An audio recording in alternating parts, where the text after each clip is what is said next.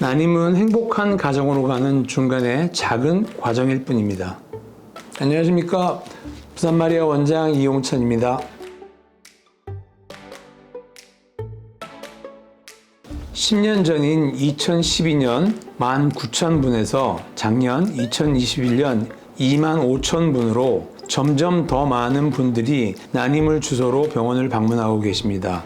2019년부터 시작된 코로나 사태로 결혼과 임신을 꺼리는 상황에서도 난임 환자분들의 수가 줄지 않는 것은 주목할 만한 현상입니다. 이렇게 난임 환자분들이 느는 이유는 늦게 결혼을 하고 결혼을 했어도 임신의 시기를 늦추는 사회, 문화적 요인이 가장 큰 요인이라 할 수 있습니다. 임신율의 가장 큰 결정적인 요인은 가임기 여성의 나이입니다.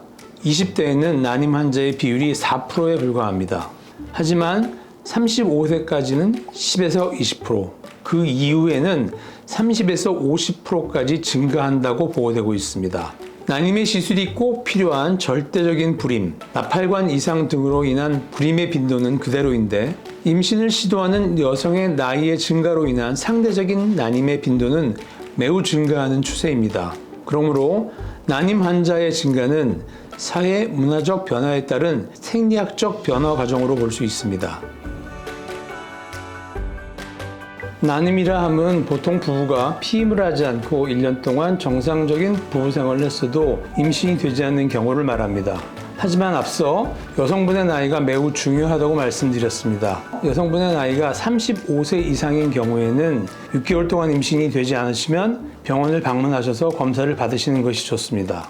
그리고 당연히 부부가 같이 오셔서 검사를 받으시는 것이 중요합니다. 난임 검사 중에는 자궁 나팔관 검사같이 여성분들에게 좀 힘든 검사도 있습니다. 이런 검사를 다 받으시고 이상이 없으셨는데도 임신이 안 되셔서 나중에 남성분이 검사를 받았습니다. 검사 결과 남성분이 이상이 있으셨습니다. 여성분은 필요 없는 검사를 힘들게 비용을 지불하시면서 하시고 아까운 시간만 보내신 결과가 된 것입니다. 제가 난임 전문의로 진료를 한 지가 이제 25년이 됩니다. 요즘은 인식이 많이 바뀌었지만 아직도 난임이 여성분만의 문제로 생각하시는 분들이 계십니다. 가장 최근의 자료를 보면 난임의 원인 중 남성 요인 단독인 경우가 20%, 남성 요인이 같이 동반되어 있는 경우가 20에서 40%로 결국 50% 정도, 즉 절반이 남성 요인으로 난임이 발생함을 시사하고 있습니다. 부부가 같이 오셔서 검사를 받으시고 문제점을 인식하시고 치료 방법과 그에 따른 부작용, 성공률, 추후에 다른 치료 방법에 대한 상담을 충분히 하셔야 좋은 결과를 얻으실 수 있습니다. 난임 치료는 긴 장거리 경주를 하는 경우도 있습니다. 이 경우 부부간의 이해와 대화, 도움이 매우 중요합니다. 임신 이전의 협력도 공동 육아의 첫 단계가 될 수 있지 않을까요?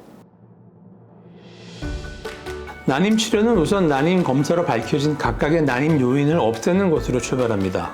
이에는 내과적인 약물 치료와 외과적인 수술 치료가 있을 수 있습니다.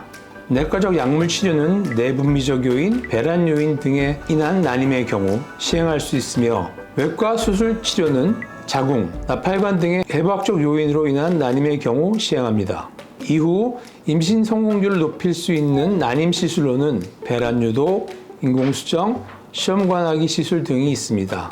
착상전 유전자 진단법, 배아 관찰경, AI 분석을 통한 배아의 선별법 등 끊임없는 노력을 난임 의사들은 하고 있습니다.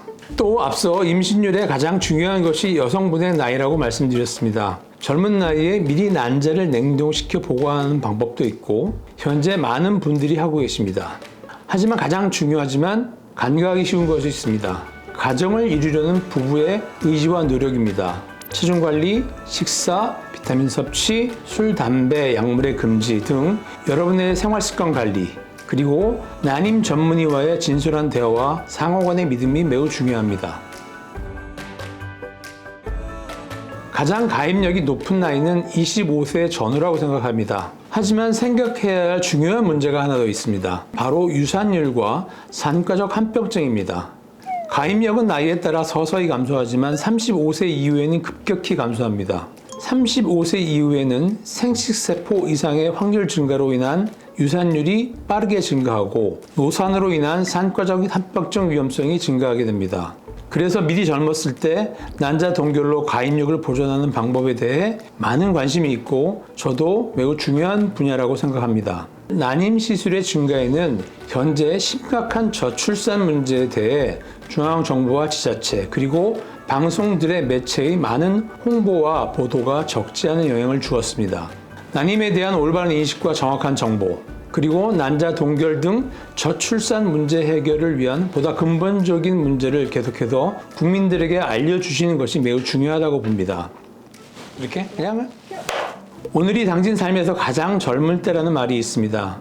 여러분의 미래의 가정을 지금이라도 생각하시고 계획성 있게 준비하셨으면 좋겠습니다. 저희 난임의사들은 여러분의 고민에 항상 도와드릴 준비가 되어 있습니다. 언제라도 저희에게 이야기해 주시면 엄마, 아빠가 되시게 도와드리겠습니다. 감사합니다.